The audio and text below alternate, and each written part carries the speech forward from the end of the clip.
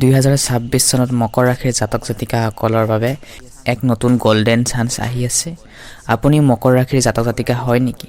যদি হয় তেনেহ'লে জানক 2026 চনটোত প্ৰেম, ব্যৱসায়, চাকৰি, শিক্ষা কেনেকুৱা হয়, বৈবাহিক জীৱনত সুখ শান্তি হ'ব পাৰিবনে? আপোনালোকক আমাৰ ইউটিউব চেনেলটিলৈ আদৰিছোঁ। আজিৰ এই বিশেষ ভিডিঅ'টোত আমি আলোচনা কৰিম মকৰ ৰাশিৰ সম্পূৰ্ণ ৰাশিফল অথবা ভাগ্যফল। ভিডিঅ'টি আৰম্ভণিৰ পৰা শেষলৈ চাওক। প্ৰথমে আমি জানি ল'ম আহকচোন মকৰ ৰাশিৰ লাভ ৰিলেশ্যনশ্বিপৰ কথা। তাৰ আগতে আপোনালোকক জনাওঁ যে পোনপ্ৰথমবাৰৰ বাবে আমাৰ ইউটিউব চেনেলটিলৈ যদি আহিছে তেনেহ'লে চেনেলটি ছাবস্ক্ৰাইব কৰি থ'বলৈ নাপাহৰিব, যদিহে ভিডিঅ'বোৰ চাই ভাল লাগে প্ৰিয় দৰ্শক। আৰু ভিডিঅ'টোৰ মাজত জনাম বিশেষ টিপছ আৰু আপোনাৰ শুভ দিন তেনেহ'লে ভিডিঅ'টোৰ লাষ্টলৈকে, ভিডিঅ'টোৰ অন্তিম সময়লৈকে আপোনালোকে থাকক।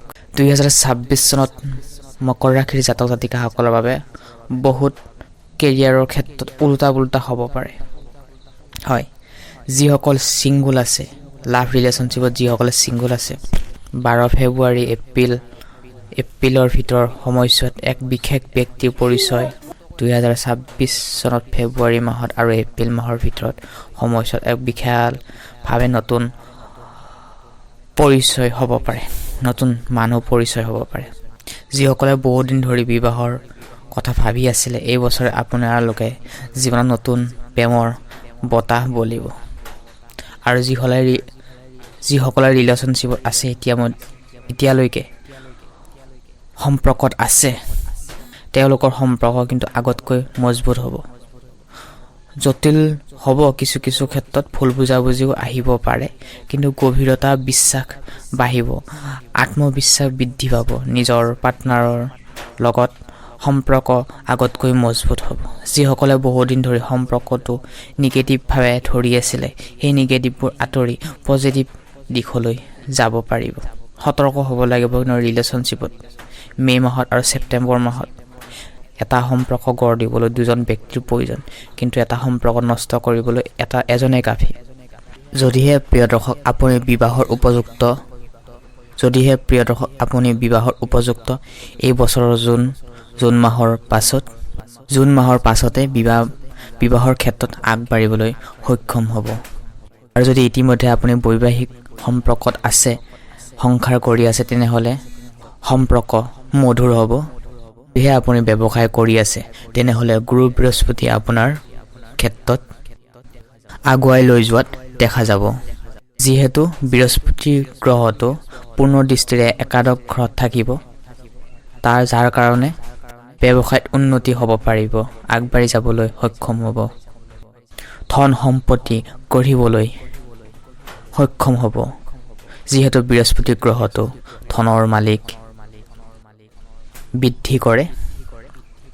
একাদশ ঘৰত বৃহস্পতিৰ গ্ৰহই পুনৰ দৃষ্টিৰে আপোনাৰ ব্যৱসায়ত উজ্জ্বল কৰি অনাত সহায় কৰিব।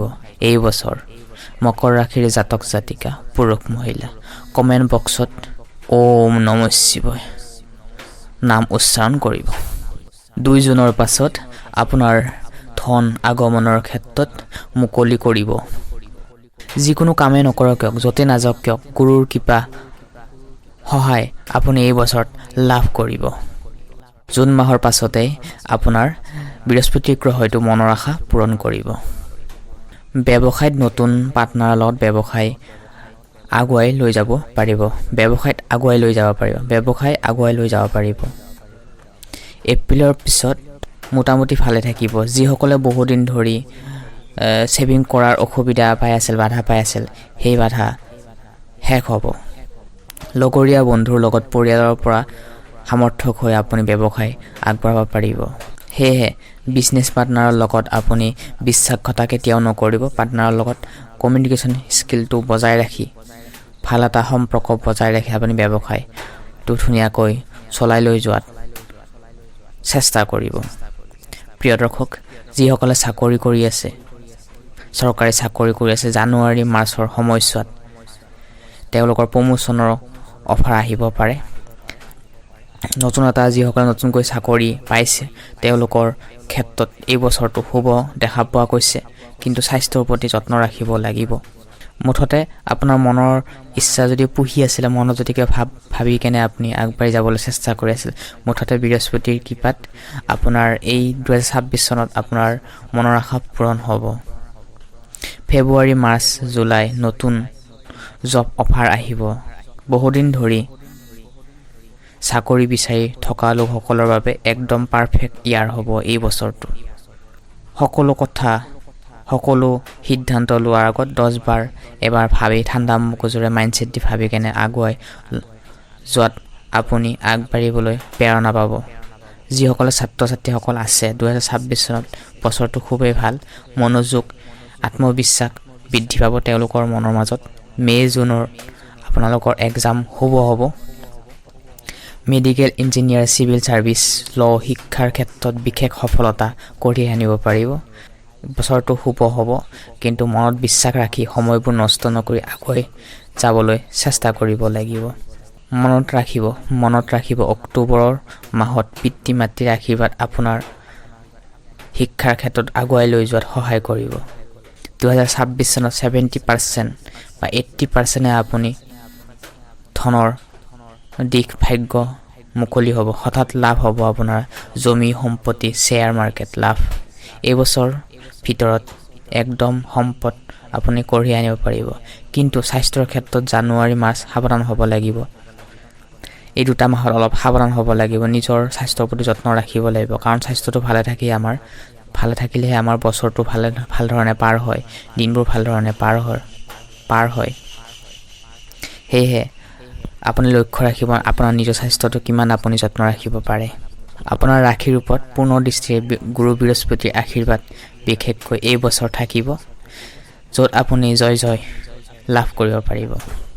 বৃহস্পতিৰ দৃষ্টিয়ে আপোনাক অশুভ দিনবোৰৰ ক্ষেত্ৰত সহায় কৰিব। ভুল বুজাবুজিৰ ক্ষেত্ৰত আপোনাৰ মানসিক টেনশ্যনবোৰ, ঘৰুৱা শান্তিবোৰ, আপোনাৰ দুৰ্দৃষ্টিবোৰ, নিগেটিভ চিন্তাবোৰ আপোনাৰ আঁতৰ কৰাই বৃহস্পতি গ্ৰহে আপোনাক যথেষ্ট সহায় কৰিব, ছাপোৰ্ট কৰিব। বছৰৰ আৰম্ভণিতে জুন মাহৰ আগে এই বছৰৰ আৰম্ভণি সময়খিনিত কেৰিয়াৰৰ ক্ষেত্ৰত, কৰ্মৰ ক্ষেত্ৰত মুঠতে ভাল খবৰ পাব। যিকোনো ফালৰ পৰাই আপুনি ভাল খবৰ পাব। সাজু থাকক, ফেমিলিক মিঠাই খুৱাবলৈ সাজু থাকক। কৰ্ম আৰু আৰ্থিক দিশতো বৃহস্পতিৰ গ্ৰহৰ শুভ ফল পাব। জুন মাহৰ আগে আপোনালোকৰ হাতত ধন সঞ্চয় কৰাত যথেষ্ট সহায় কৰিব। বুধ গ্ৰহৰ স্থিতিয়ে যিহেতু আপোনাৰ ৰাশিৰ ওপৰত থাকিব, বুধ আৰু মংগল ৰাশি যিহেতু এই বছৰটোৰ আৰম্ভণিতে আপোনাৰ ৰাশিৰ ওপৰত থাকিব, আপুনি লক্ষ্য কৰিব চাব তেতিয়া বছৰটোৰ আৰম্ভণিতে, তেতিয়া আপুনি সাহস পাব, প্ৰেৰণা পাব। যিকোনো কৰ্মৰ ক্ষেত্ৰত আগুৱাই লৈ যোৱাত আপোনাৰ সহায় পাব। মাইণ্ডছেট আপোনাৰ পাৱাৰফুল হ'ব। নিজৰ মনৰ মাজত আত্মবিশ্বাস বৃদ্ধি পাব।